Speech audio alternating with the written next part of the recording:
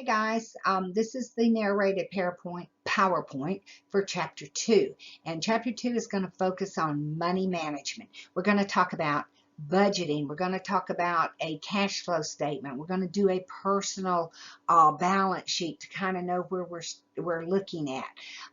This is one of the most important chapters because one thing I want you to think about is from the day you go to work, your focus should be on retiring. And retirement gets here before you turn around. And if you have not prepared for retirement, you're going to have no money. And you're not going to be able to do those things you want to do in retirement. I was fortunate. I prepared for retirement. And so I have officially retired. Like I told you in Chapter 1, I'm still teaching some online classes. But I don't have to get up every day and go to work. Which I enjoy spending time with my husband, who was very fortunate to get to retire at 51. Focus on retirement. I am not going to have my webcam on the rest of the presentation because I noticed in Chapter 1 that it kind of took off some of the words, and I'm not going to go back and record Chapter 1, but I am not going to record the video camera. So enjoy. Think about what this chapter means to you in retirement. So in Chapter 2, we're going to be discussing a lot about your money management plan. And when we're talking about that, you have to think about your spending and savings decisions. When you're thinking of those, you want to think about what are your needs, what are your goals, and what are your personal situations. And I like that they mentioned daily. This is something you have to do daily. Is think about where your money is going. Now, when we're talking about money management, that refers to day-to-day financial activities that are necessary to manage your current economic resources. And all of these activities are going to be focused working toward those long-term financial goals and security. So let's talk about the components of money management. And there are three activities that are very important when you're talking about your money. First of all, your personal financial records and documents. They help you plan to use your money. The second one is your personal financial statements, and we'll be talking about these. They are used to measure and guide your progress. And finally, in my opinion, the very most important document you can have is a budget or a spending plan. And that's how you're going to base your money management. This slide just basically shows you what your system of personal financial records should look like. Your receipts, your credit card statements, insurance policies, tax forms. Those are your basis of financial record keeping. So those are things you've got to have in order to know where you've been and where you're going. And then the system that you want to kind of look at is how do you handle your daily business affairs, such as bill planning, how you measure your financial progress, tax reports, which we all despise, making effective investment decisions, and then what do I have available for my current and my future spending. So most of your financial records are going to be kept in one or more than one of three places. Your home files are where you're going to keep records for your current needs.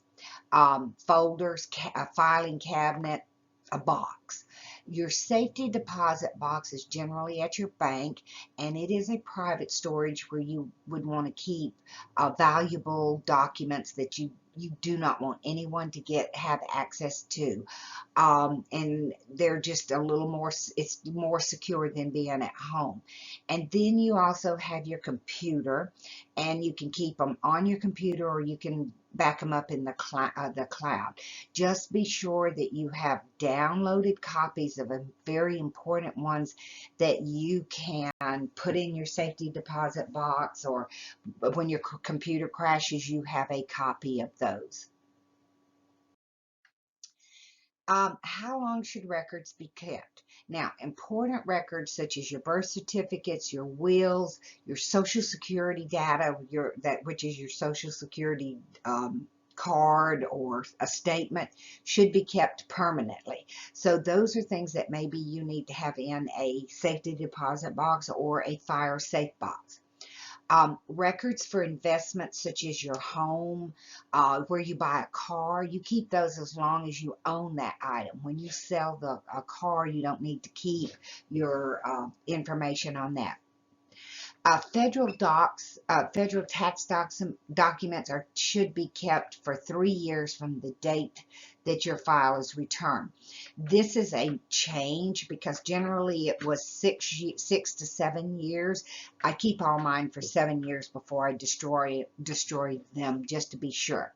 And then make sure you keep the documents related to the purchase and sale of real estate as long as you possibly can, because you never know when something's going to come back and you need to prove that that the deed was yours and different things like that. So what are the things you don't need to keep? Receipts for small non-deductible purchases or expired warranties, throw them away. A shredder, you need to shred quarterly investments, insurance documents, different things like that. Just shred those. And then also think about for your computer recycle bin, empty your recycle bin on a regular basis. And if you get rid of that computer, make sure you delete everything from the hard drive. So now we're going to go start looking at some personal financial statements. These are things that you probably want to consider doing. It'll take you a little time at the very beginning, but once you get them done, then you have them. I would suggest doing them on a computer. That way, as your data changes, you can update it and you don't have to redo everything. So your personal financial statements tell you the starting point. And your documents some of your financial documents will come from banks or businesses or governments.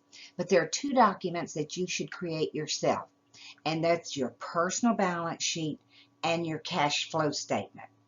What is the purpose of having your financial documents? It shows you what your financial position is at the current time. It measures your progress as you're working toward those financial goals that we looked at in chapter 1. Also, it maintains information about your financial activities. And then it also is an excellent way of having that data for your tax form or credit card statements that are credit cards that you're applying for. The first thing that you need to do is to create a personal balance sheet. That's your starting point. Now, a balance sheet, or some people refer to it as a net worth statement, is a statement that reports what you or your family owns and owes. And if you look here, we start with what we own, items of value. We subtract what we owe, any bills. That gives us our net worth. The next slide is a quick video that's going to show you how to do a balance statement and what you put on a balance statement.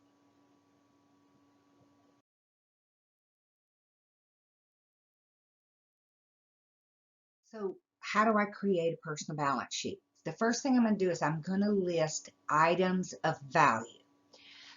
Liquid assets are called cash, and items of value that I can convert easily to cash.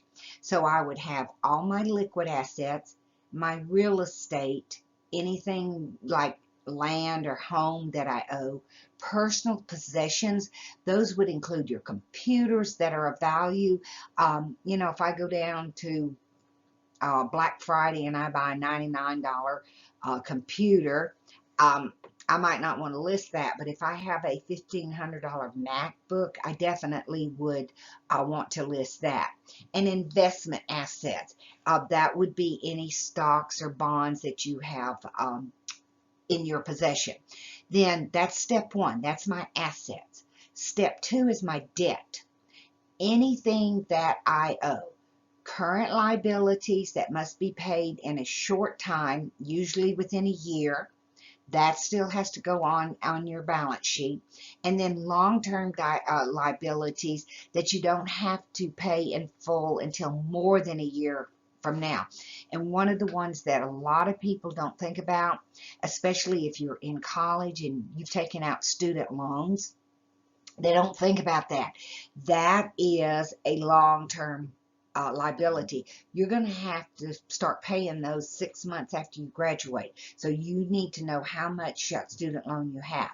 Then you take your assets, you minus your debt, that gives you your net worth. And the net worth is the difference between your total assets and your total liabilities. And so this is just showing you assets minus liabilities equal net worth. So look at if a household has $193,000 of assets and liabilities of $88,000, their net worth would be $105,000. That's how much they are worth. Insolvency is the inability, and I want you to make sure you understand that, to pay debts when they are due because liabilities exceed the values of assets. So this is Exhibit 2.2 from your book. And I just kind of want to go over it. And this is a balance sheet as of October 31st. So here's her liquid assets, checking accounts, savings, cash values of life insurance that we're going to be talking about. This is her total. Now she does have real estate. So we look right there. So that's how much her house is worth. And then here's her personal possessions. So she's broken all those down: automobile, furniture and appliances, her home entertainment center, her home computer, jewelry. So there's all that. Then she has her retirement account and her money market or mutual fund account. So her total assets are $259,040. Now, a lot of you are not going to have that much money. Don't think, oh my gosh, I have to wait until I get out of school so I can have all this. No, you can start a personal balance sheet with $1,000. You just need to know where your money, how much your money is and what it's worth and different things like that. Then we go to her current liabilities. She has medical bills. Oh Lord, look at all those account and credit card chapter balances. Her balance due on her automobile. So that's how much her current liabilities. And then here are her long terms, her mortgage, home improvements loan that she took. I would assume it was a second mortgage. There's those student loans. There is her total liabilities. So her net worth is $159,240. So what I'd like you to do is stop right here, take a few minutes, go to your computer, go to a piece of notebook paper, and create just a short balance sheet so that you kind of know where you are at. Once you have gotten your balance sheet done and you're kind of looking at, okay, here's where I stand, then you need to ask yourself, how can I increase my net worth? You can increase your savings each month. You can reduce your spending. You can increase the value of your investments, or you can reduce the amounts owed. So that's most of the time. If you're increasing your savings, then somewhere you got to go in there and reduce your spending to have that different types of money. One thing I want you to do is to remember that your net worth is not money available for you to use, but it is just a snapshot of your financial position on a given date. One of the other statements that you need to be looking at is called a cash flow statement. And what a cash flow statement does, it's an actual snapshot of the inflow and the outflow of cash during a given period of time. Basically, that's a bank statement. It's kind of like what your how much money you're bringing in and how much you're coming out. The only thing is that with the cash flow statement, you're actually the money you keep out for cash, you got to account for also. So what you do down here is you have your total cash received during a time period. How much money did you make for the month of August? Everything you made. Everybody's together that's in your household that's contributing. Then you subtract the cash outflows.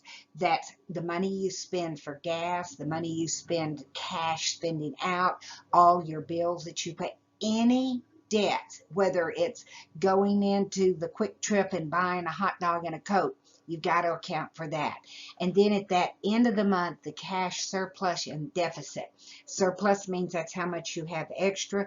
Deficit means, you got a problem because you don't have enough money to pay your bills. Inflows, and this is just basically what I just said. Inflows are deposits made into your account from employment or any interest owned. Also, if you receive child care or child support, you have to include that. I know this isn't something most people get anymore, but if you get alimony, then or you're getting cash payments every month from a settlement or something like that, that has to be included on a cash flow. Outflows are any cash withdrawals, like your debit card when you go up to Publix and you buy a 25-cent something another, but you get $20 back. You got to put that on your cash flow statements. Also, it's payments, rent, food, loans, any of those. And this slide just kind of basically walks you through how to prepare a cash flow statement, how you do your income, how you do your outflow, and then that gives you your net new cash flow. The next slide, we are going to start talking about budgeting. So the next slide is a video from Rachel Cruz, and this is Dave Ramsey's daughter. She has excellent YouTube videos. Anywhere you can find all hers. She is showing you how she does the zero-based budget. So make sure you watch this because it'll help you as we start to look at preparing our budgets.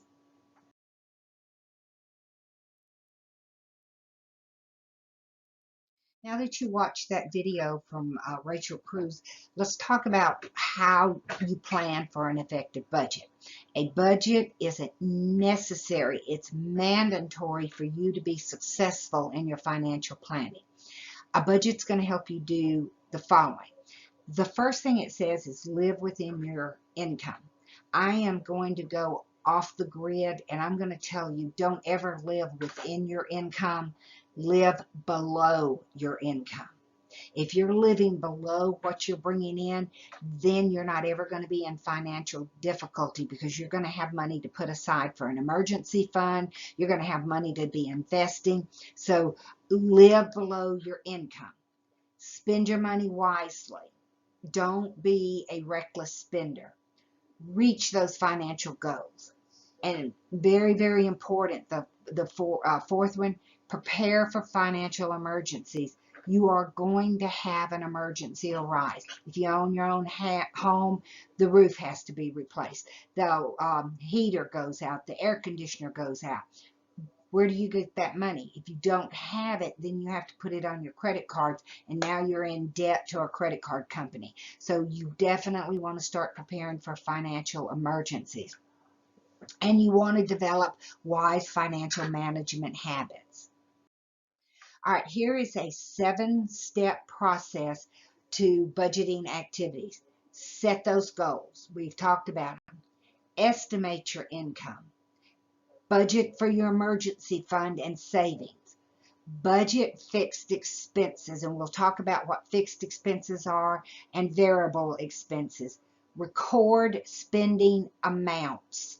Budget variance is the difference between the amount budgeted and the amount you actually received or spent.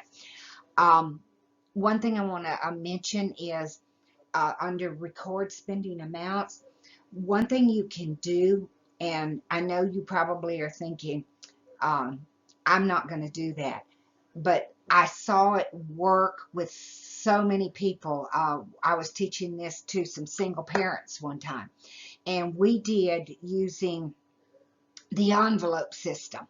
And so we gave an envelope for every one of our main characters, and they had so much money that they needed for that month in that category. And one of them was food. Well, when they spent the money for food, then they just didn't have any more. They had to stay within that money. They also had entertainment. If you spent your entertainment fund on the first week of the month, then you didn't have entertainment for the rest of the month.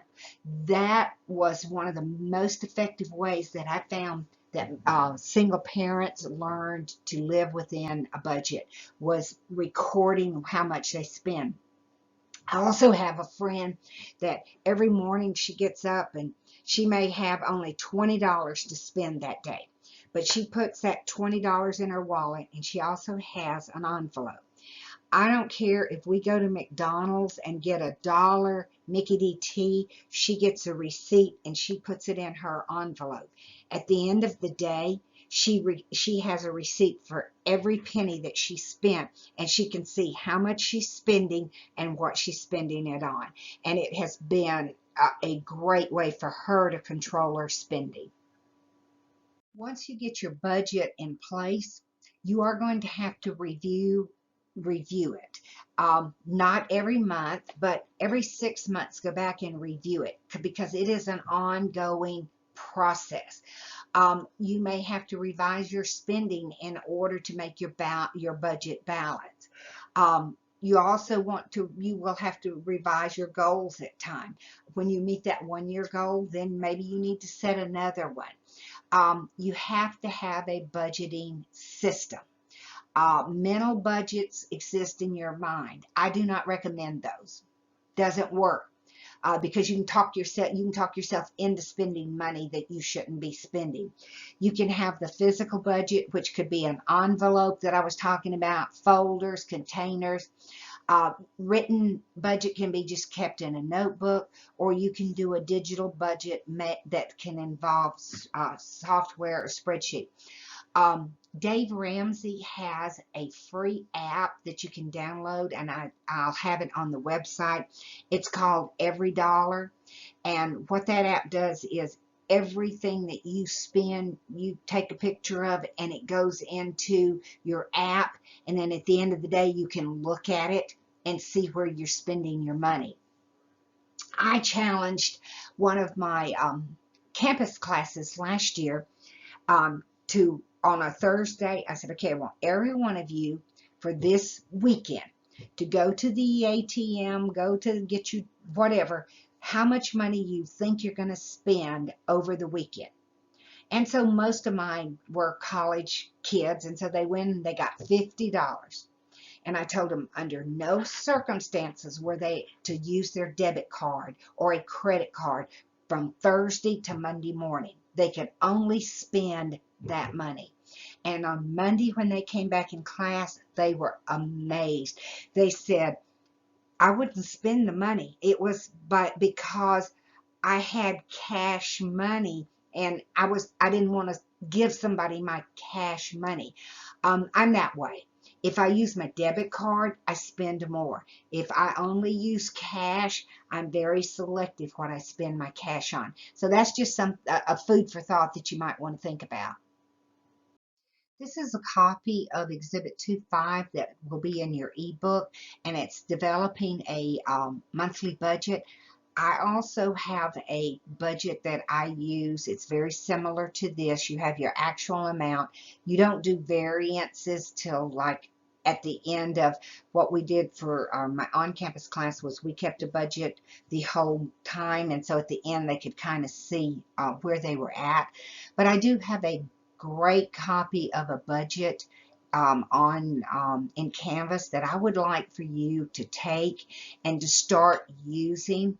And then at the end of the semester, I want you to tell me how you did with your budgeting. I don't want to know how much you made or anything like that, but I do want you to kind of see how a budget works and how effective it helps you in developing financial freedom from being in debt. This is a after-tax budget allocation. I also have one of these in Canvas, and it just shows how much you should allow per category. That not all the categories that we use are in here, but this is a great starts if you're a student with no dependents, how much you need to allocate for housing, for transportation, for food, clothing, working single, no dependents, just a couple, single parents, children over 18, and then if you're over 55, which I'm sure most of you aren't. But this is a great thing to start with, so you know how much to allow when you are starting your budget and you're trying to figure out how much money do I need to put down that I am going to spend. So your personal financial statements and a budget are going to help you achieve those financial goals. Again, your balance sheet, where you are. Cash flow statement telling you what you get and what you spend. And then your budget, how much you are planning to spend and save to achieve your financial goals. You need to start thinking about saving. Now, I'm going to preach save, save, save, save, because one thing I want you to remember is the day you start to work, or if you're working now, your goal is to retire. And if you are not prepared for retirement, you're going to have to work until you just drop dead at your work. So you got to start a way to start saving. You can write a check each day, payday, or have electronic transfer into a savings department account. So if you are a direct deposit, have the bank take however much out that you're 10% of what you're getting and put it in a money market, put it in a savings account. But do your research. We'll be talking about this on which is paying more interest. Payroll deductions. You can have your human resource take a certain amount, put it directly into a savings department. You are going to find, if you don't ever see that money, that when you get down to the net amount that you're bringing home, if you've already had it deducted, you begin to learn to live without it. Save coins or spend less on certain items. Have you a jar, and instead of coming home and you've got a pocket full of change, throw it in that jar. Then you take, when the jar's full, take it and deposit it into a savings account, into your emergency fund, into your children's college education. It adds up, I can promise you. And this is just a way, this is another exhibit in your book. It says how to achieve financial goals, convert your savings. So if you want to set aside $6,000 for financial, if you set aside $6,000 for financial, unexpected financial emergencies, in 2 years you'll have $6,800. 5 years you'll have $8,400. 10 years you'll have $1,100. If you want to save for a down payment on a house, $200 every 3 months. That's not a lot of money. 2 years, you're going to have $1,700. 5 years, you're going to have $5,000. In 10 years, you're going to have $15,000. So that's a great way to look at how to set those goals and how much you need to invest. My final slide for chapter 2, again, is food for thought. If your outgo, that's your expenses, exceed your income, that's how much money you bring home, then your upkeep will be your downfall. What that means is if I've got more expenses than I have money, I'm going to be in a world of trouble. So hopefully you've enjoyed chapter 2, and I will see you in chapter 3. Thanks.